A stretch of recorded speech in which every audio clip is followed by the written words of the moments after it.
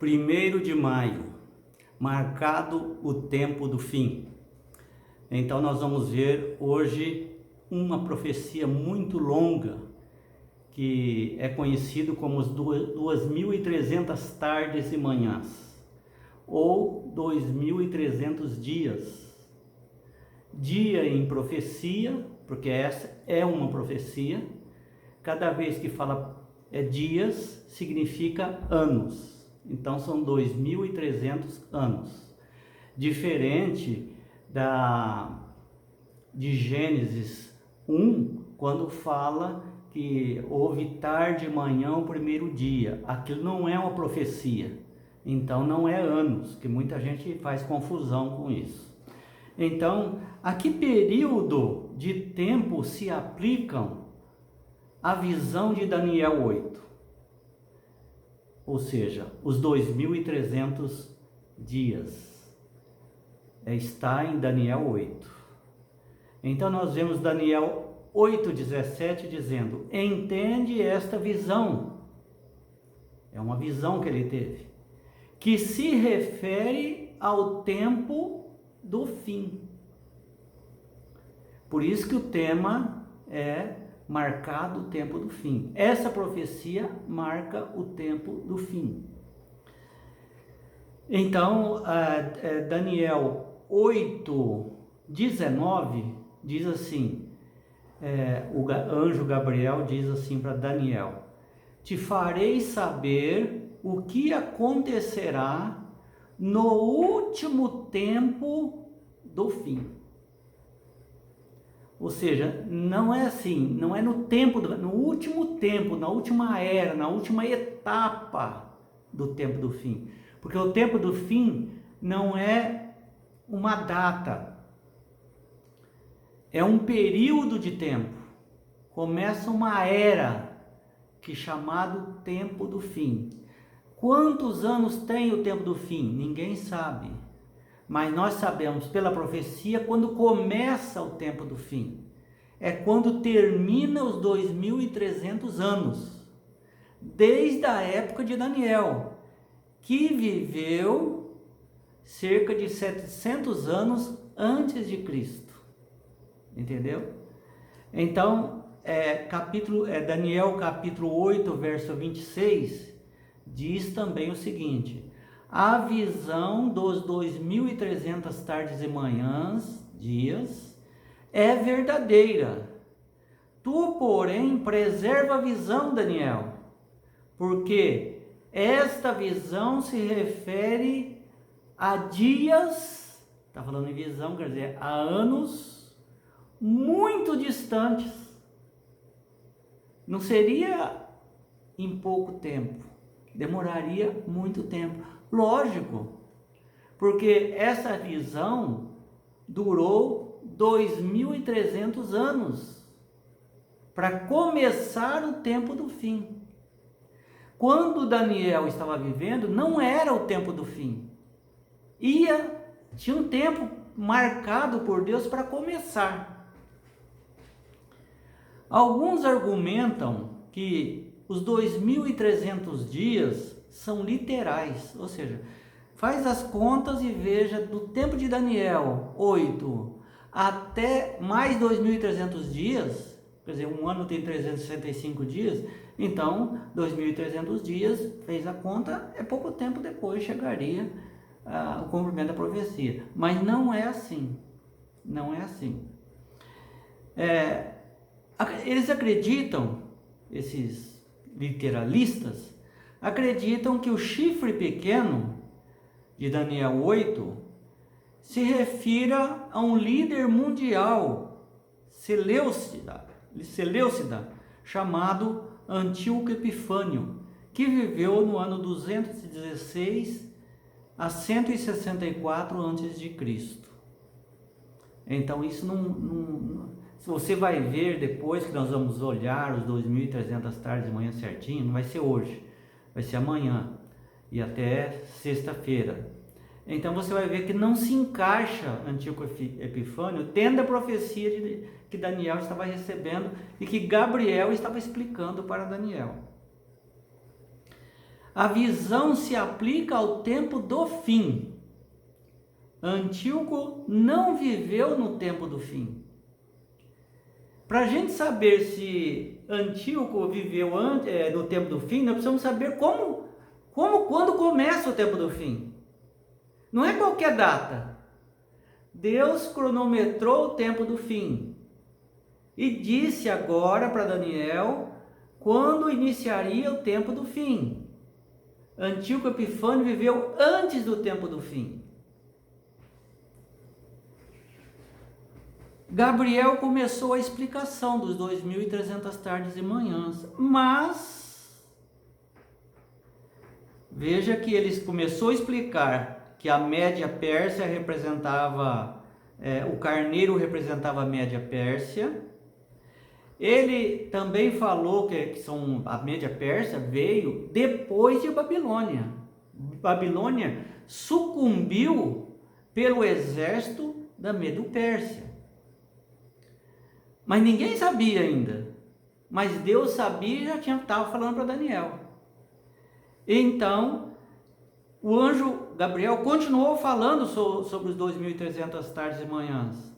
Falando que logo depois da Medo-Pérsia iria sucumbir às investidas militares da Grécia. Lembra de Alexandre o Grande? Ninguém sabia disso. Na época que estava vivendo em Babilônia ainda. Ele já falou da sucessão, depois da sucessão dos reinados. Daniel 8, 20, 21. Então, o elemento seguinte seria o chifre pequeno. Obviamente, Roma. Por quê? Depois de Medo-Pérsia, que foi o Império Mundial, o próximo Império Mundial foi a Grécia. Depois da Grécia, o próximo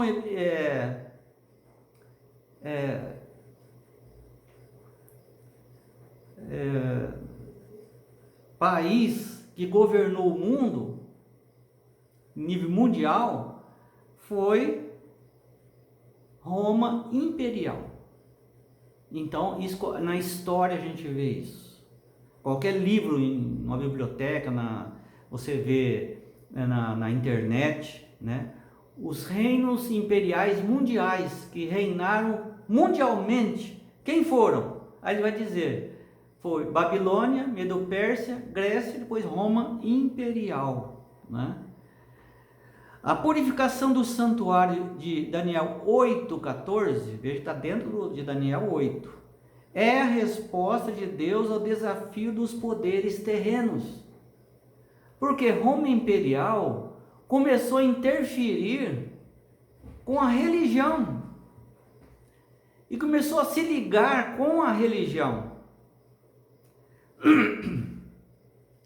E aí então, os 2.300 tardes e manhãs representou a resposta para que Roma Imperial não usurpasse de maneira definitiva a autoridade divina. Nós vamos ver esse detalhe mais para frente, nós temos muito chão ainda para ver esses detalhes. No fim do capítulo 8, vemos que o profeta não entendeu a parte da visão sobre os 2.300 tardes e manhãs, que é Daniel 8, 27. O anjo estava querendo explicar tudo, mas ele falou, espera um pouquinho, eu não entendi essa questão de 2.300 tardes e manhãs.